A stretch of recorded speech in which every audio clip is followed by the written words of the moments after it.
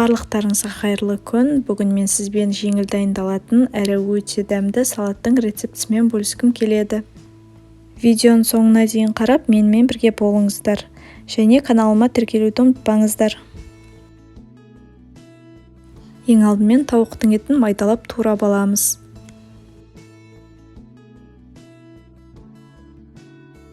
Табаға аздап май құйып қыздырамыз. Тауық етін салып қуырамыз.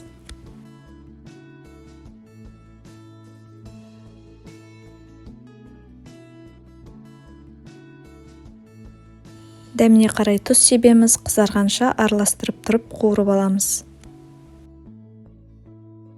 Салат жапырақтарын орташа бөліктерге бөліп тураймыз.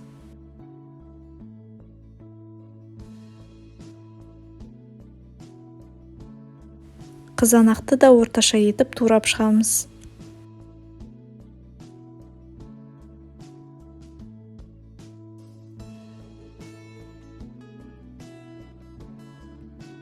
Ірімшікті үккіштен өткізіп аламыз. Салатты жинап бастаймыз. Ең алдымен салат жапырақтарын қажетімізге қарай салып шығамыз. Тауық етін саламыз.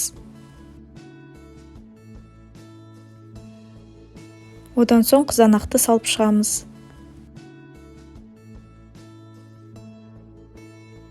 Одан соң консервіленген жүгеріні саламыз.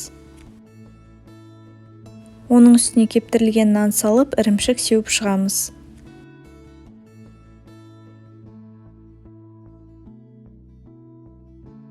Ең үстіне видеодағыдай майонез жағып шығамыз. Салат дайын болды. Сіздер де осы рецепті қолданып көріңіздер.